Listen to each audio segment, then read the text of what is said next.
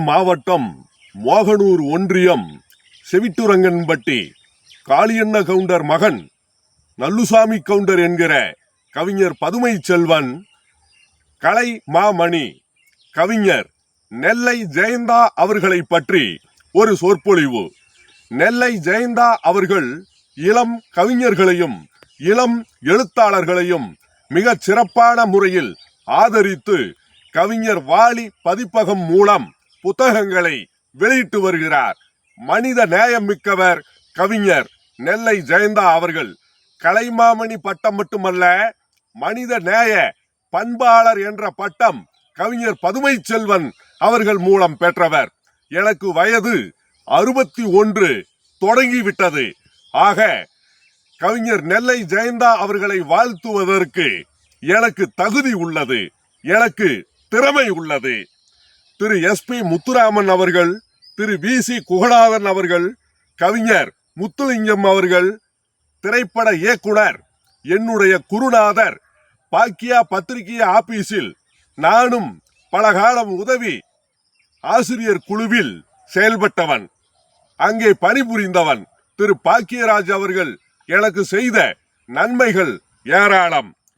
அது மட்டுமல்லாமல் பீமா படம் மற்றும் ரன் படத்தினுடைய இயக்குனர் திரு லிங்குசாமி அவர்கள் என்னுடைய புத்தகத்தை, கவிஞர் வாலியின் திரைப்பாட்டு முழக்கங்கள் புத்தகத்தை வெளியிட்டார். அவருக்கும் என்னுடைய நன்றி.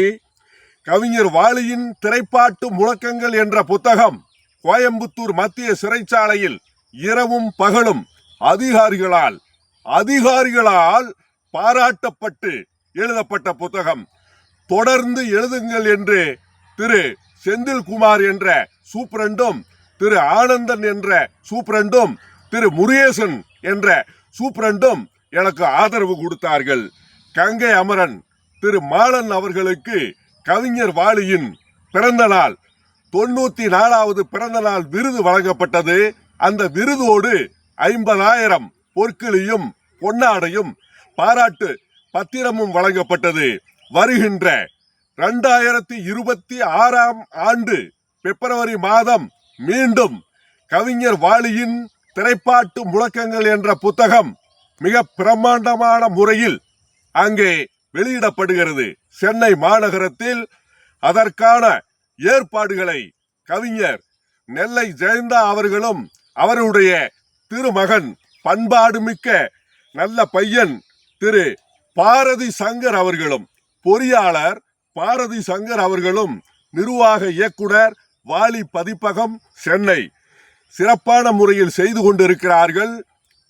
தமிழ்நாட்டிலே, இந்தியாவிலே, அதுபோல் கோயம்புத்தூர் மத்திய சிறைக்குள் தணிக்கை செய்யப்பட்டு வெளியிடப்பட்ட புத்தகம்.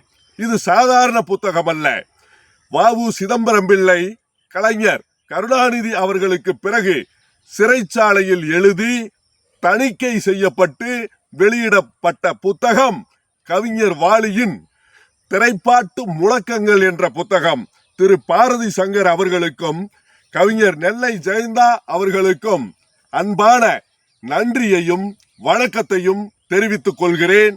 விழாவிற்கு வந்த மரியாதைக்குரிய கொங்கு நாடு மக்கள் தேசிய கட்சியின் தலைமை நிலைய செயலாளர் சூரியமூர்த்தி அவர்களுக்கும், தருமபுரி மாவட்ட செயலாளர், கொங்கு நாடு மக்கள் தேசிய கட்சியின் தருமபுரி மாவட்ட செயலாளர் திரு அசோகன் அவர்களுக்கும் மற்றும் பல நண்பர்களுக்கும் நன்றி, வணக்கம். வாழ்க செந்தமிழ், வாழ்க வளமுடன்.